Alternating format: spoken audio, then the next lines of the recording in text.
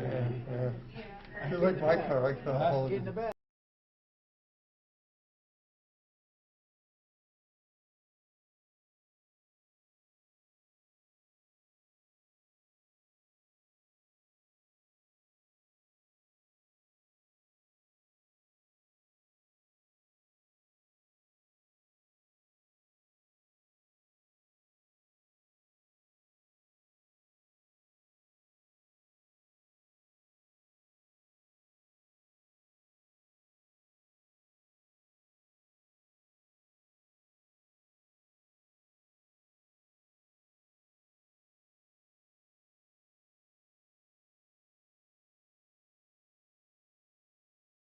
Democracy Day.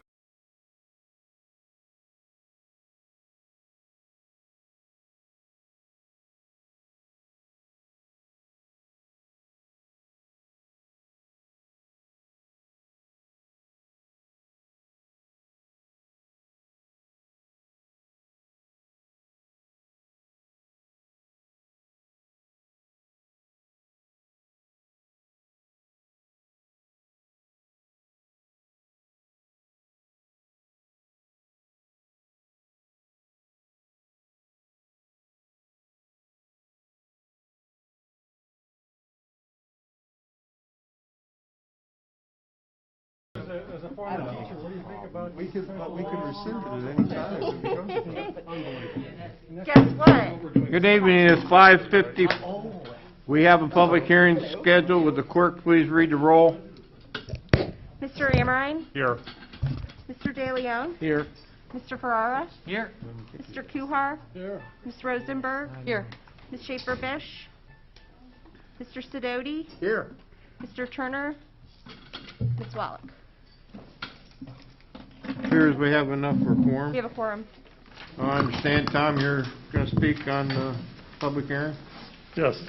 So in accordance with the requirements of the Ohio Revised Code 4301.82, regulating the application to City Council for the expansion of the downtown Kent designated outdoor refreshment area, commonly known as ADORA, the Kent City Council is conducting this public hearing to afford the public the opportunity to comment on a proposed application that, if approved, will allow liquor licensed establishments within the expanded DORA boundaries to sell alcoholic beverages for outdoor consumption also within the expanded DORA boundaries. Are there any questions from the public? Seeing none, the public hearing is closed. Thank you. Welcome. Thank you. The next Democracy Day will start at 6 o'clock. Once again, if you want to talk on Democracy Day, you must sign in with the court.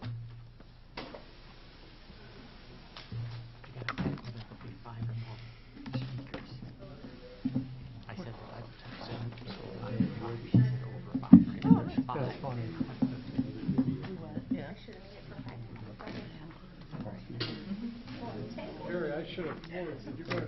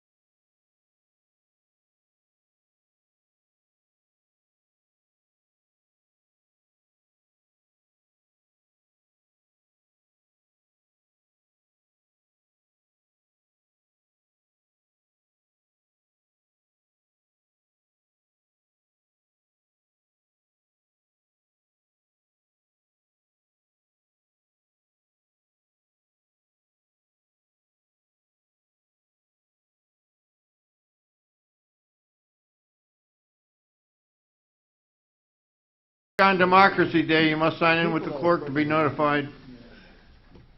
They'll recommend what kind to put into. Somewhere they have. They'll know which Wait a minute. The ones that have the built-in that can slip on both sides, it's almost like a two-in-one. I watched it on Red Bull. And all the charts.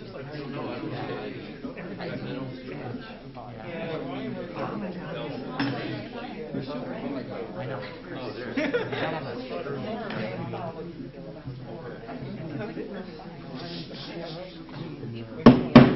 Good evening. Welcome to the October 6, 2021 Democracy Day public hearing with Kent City Council. Would the clerk please read the roll? Mr. Amrine? Here. Mr. De Leon? Here. Mr. Ferrara? Here. Mr. Kuhar? Here. Ms. Rosenberg? Here. Ms. Schaefer-Bish? Mr. Sidoti? Here. Mr. Turner? Here. Ms. Wallach? Okay, thank you. In accordance with Article 12, Section 12.5 of the City Charter, notice was hereby given that Kent City Council was going to conduct a public hearing to examine the impact of the city, state, and non-national policy influence resulting from campaign contributions by corporate entities. We ask the clerk to read the roll that the people signed in with to come to the podium when you are called. We'll give you 5 minutes. Please state your name clearly and the address for the record. If you have your comments in writing, please submit them to the clerk. Amy, number one. Mr. Bill Weiler?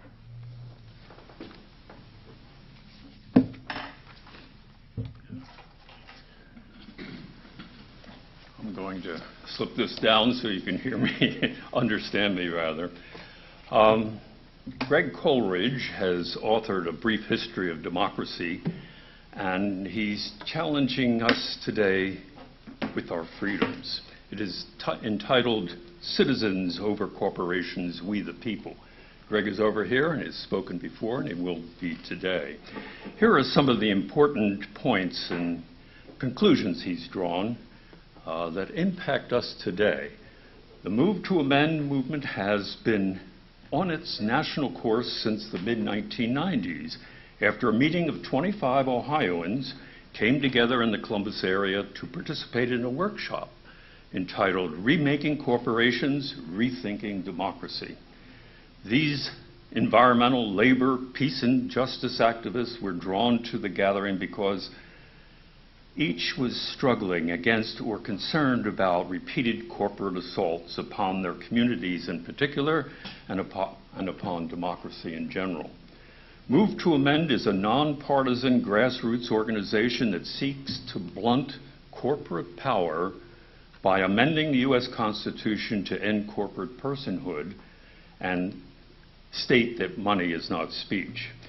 With each passing day, corporations have a greater say in our lives. The food we eat, the products we buy, the health we receive, the news we see, the ideas we think, the economic rules we follow, the entertainment we enjoy, the education we require, the laws we enact, the work we do, the politicians we elect, the policies we have, the fossil fuels we use, and the natural world we have left.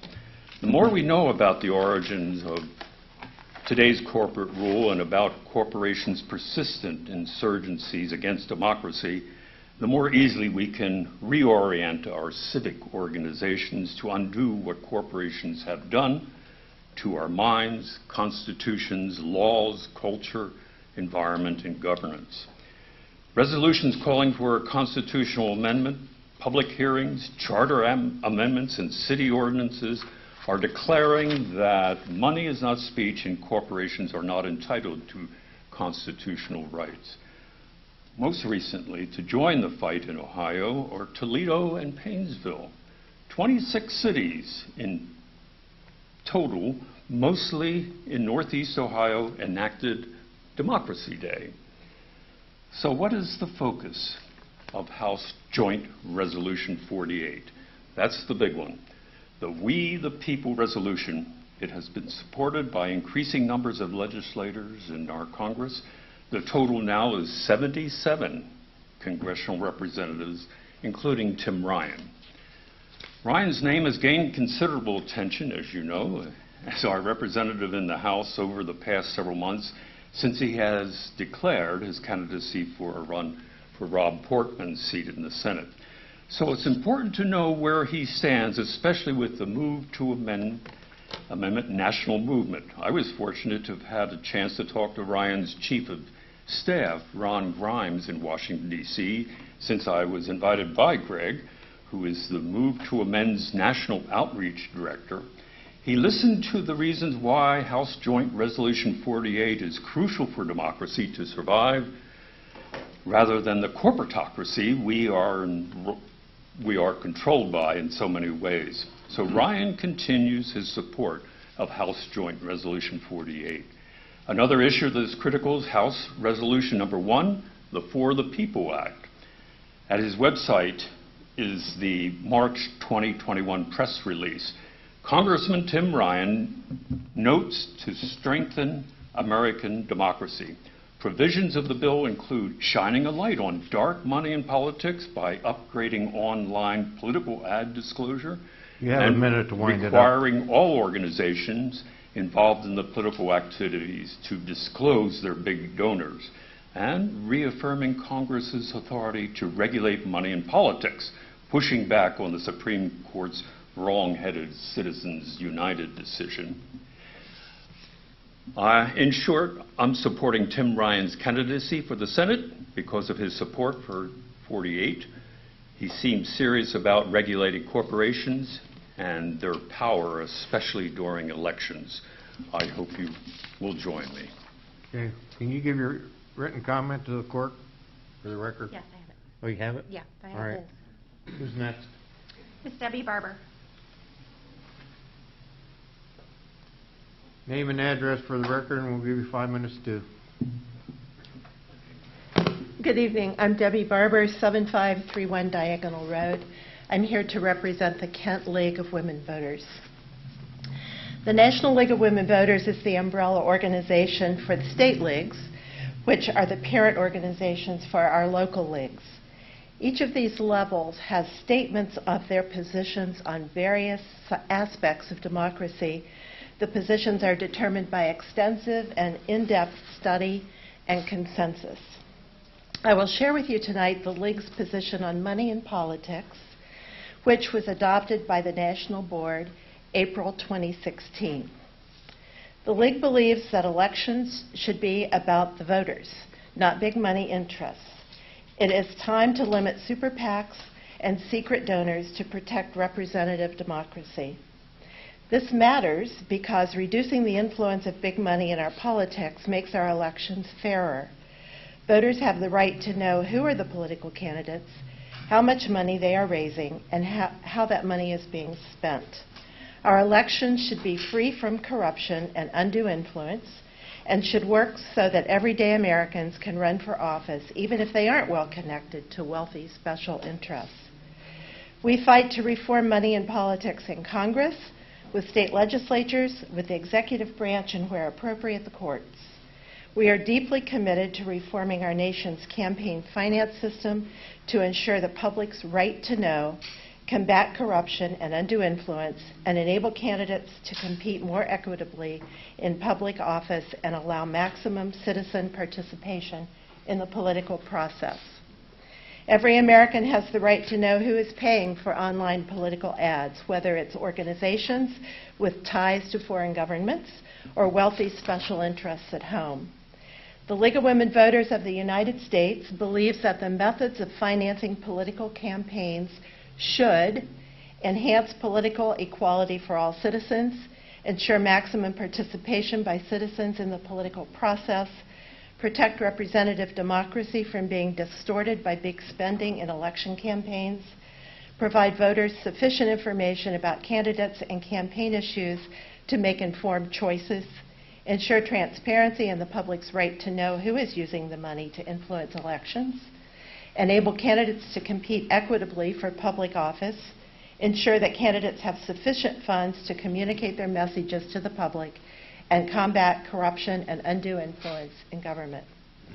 In order to achieve these goals for campaign finance regulation, the League supports public financing of elections, either voluntary or mandatory, in which candidates must abide by reasonable spending limits, enhanced enforcement of campaign finance laws that includes changes to ensure that regulatory agencies are properly funded, staffed, and structured to avoid partisan deadlock in the decision-making process, abolishing super PACs and abolishing spending coordinated or directed by candidates other than a candidate's own campaign committee, and restrictions on direct donations by bundling by lobbyists, which may include monetary limits as well as other regulations.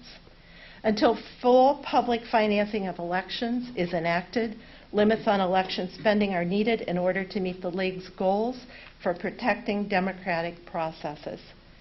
This position is applicable to all federal campaigns for public office, presidential and congressional primaries, as well as general elections.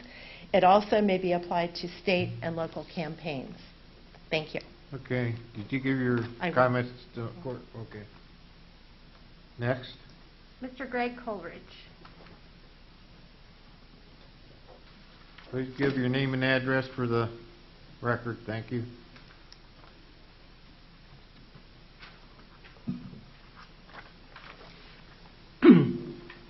Good evening, Greg Coleridge, 3016 Somerton Road, Cleveland Heights.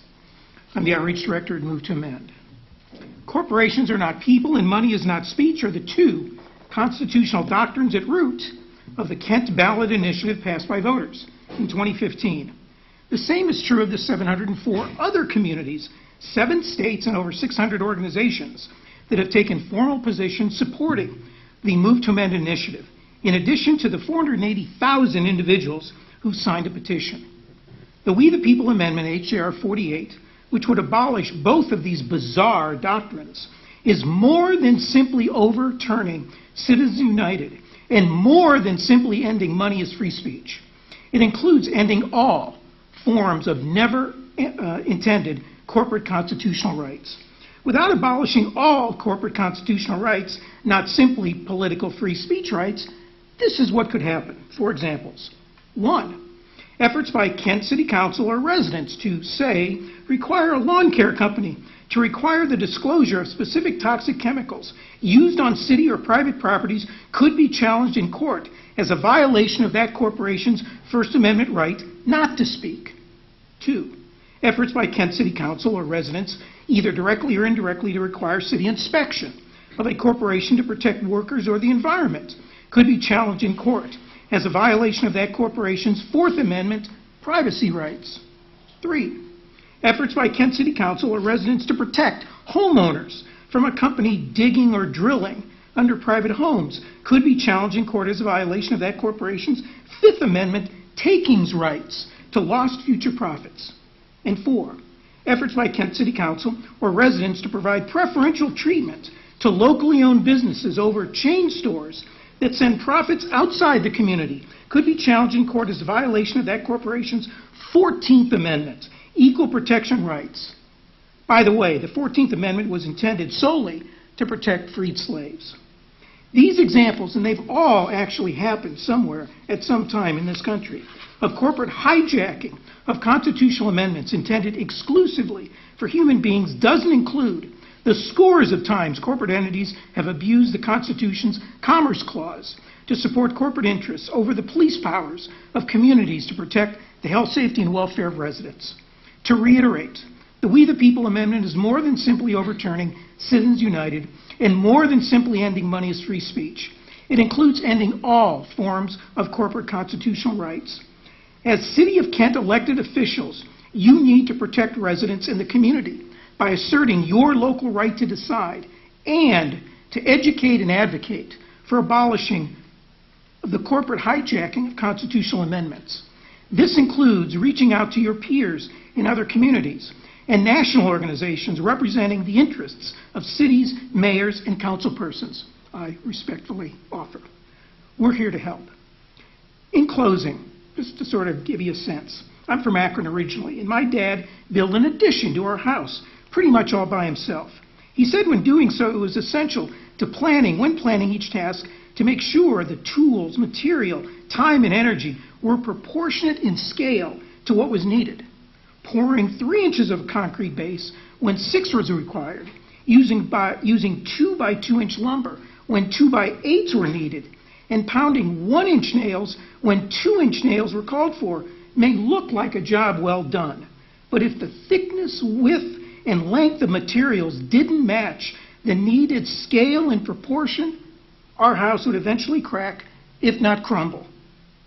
The same goes for democracy.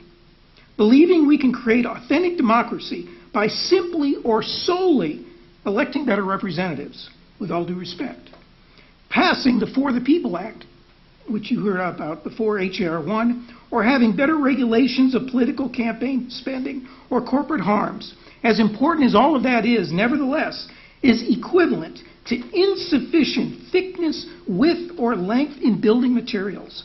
They all may seem appropriate, but aren't nearly enough in scale or proportion to address the fundamental, if not existential, multiple crises we are facing, my friends. Can you wind it up? You have a minute yet. Sure. Political, economic, and ecological. We can't afford to be small when massive changes are needed to address the massive systemic problems we're dealing with. It's only logical that systemic problems require systemic solutions. Only the We the People Amendment, H.A. 48, nails it. Thank you. Give the clerk your comments if you haven't. Next. We have Sean Schreckengost and Alex Donato presenting together. Give your names and address for the record.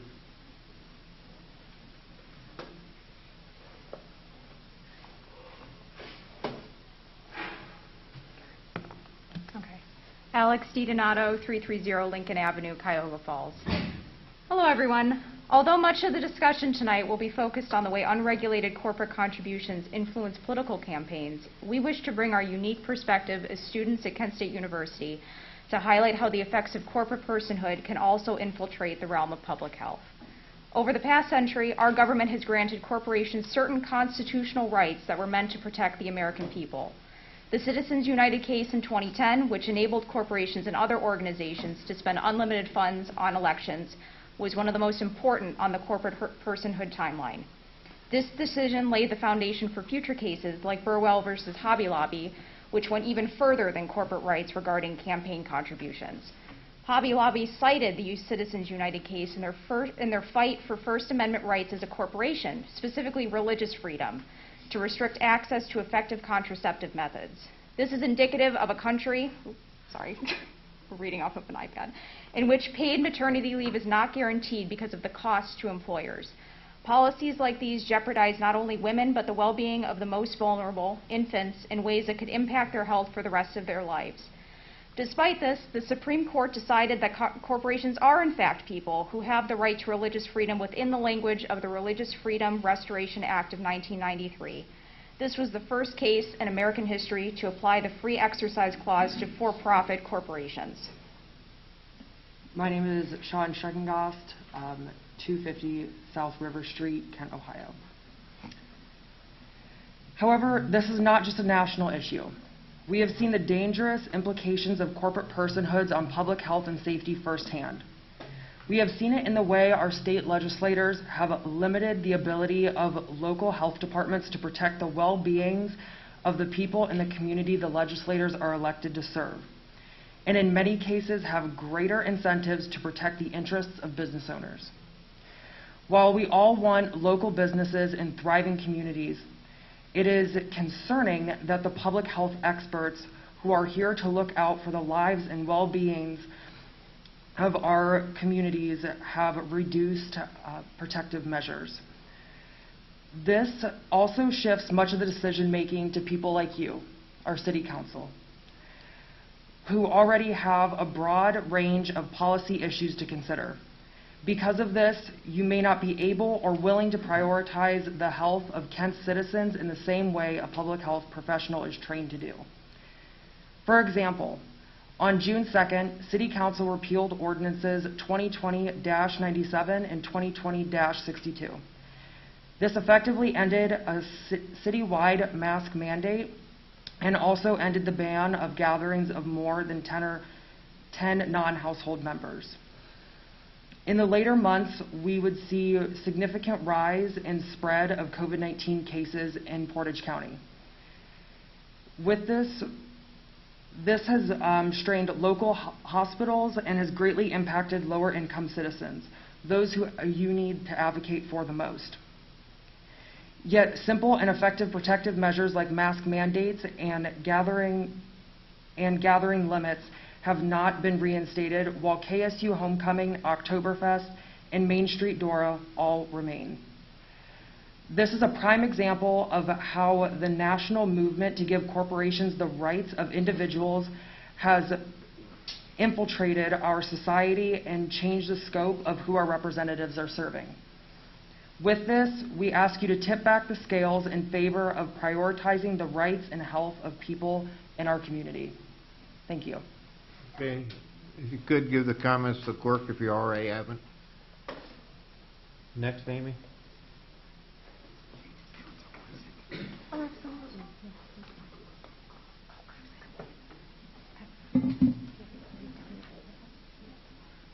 We have Dale Wynn.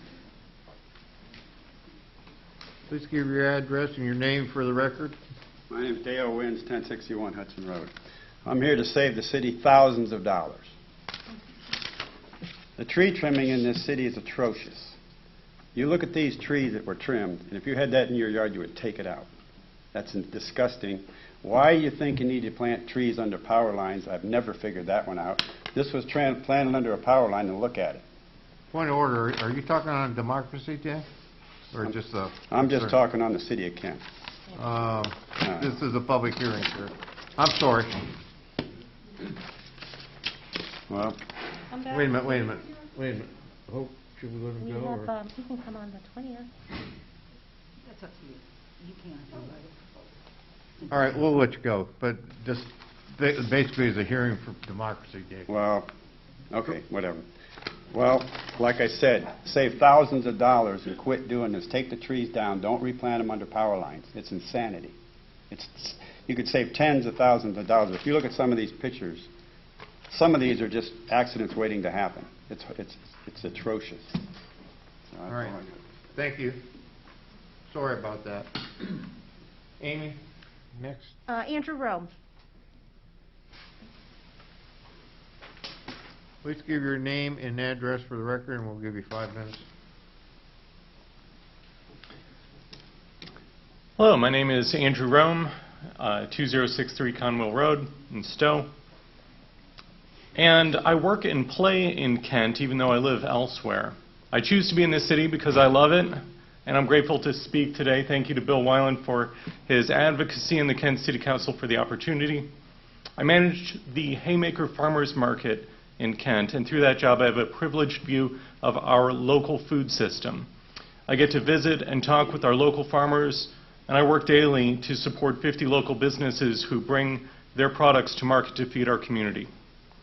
And I know that their work is made more difficult because of decades of federal subsidy and support for big agribusiness driven directly by corporate lobbying and campaign contributions promoting private corporate interests over the public good.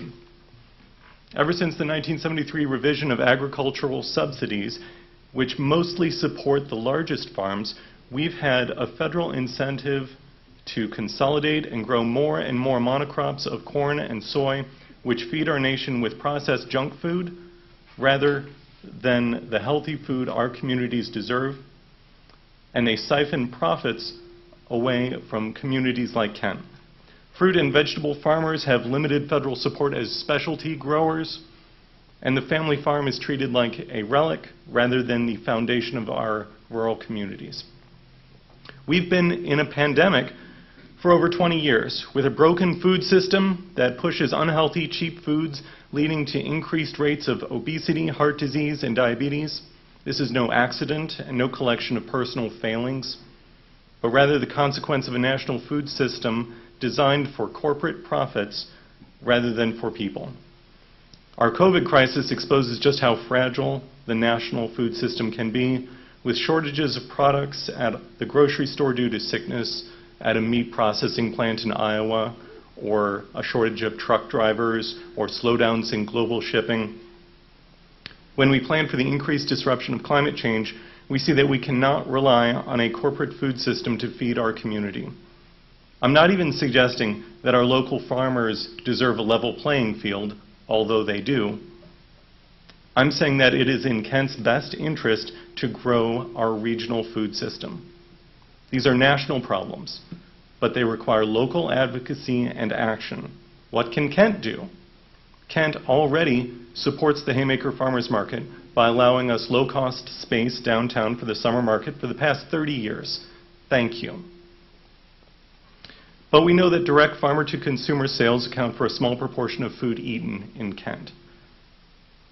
Haymaker Farmers Market applied for a USDA Local Food Promotion Program grant to plan our expansion to the Haymaker Food Hub, providing opportunities for our local food producers to sell to restaurants, schools, institutions, and create products on shared equipment for retail sales. We envision a year-round permanent space that will support our farmers, bakers, makers, the local food producers who can feed our community in a healthy and sustainable way. We believe that everyone deserves to eat the quality of food produced by our local businesses, and if the City of Kent believes so too, we ask for your continued support in bringing that food to more people in our community. Thank you. Thank you. You can give your remarks to the clerk if you haven't already. Mr. Lee Brooker.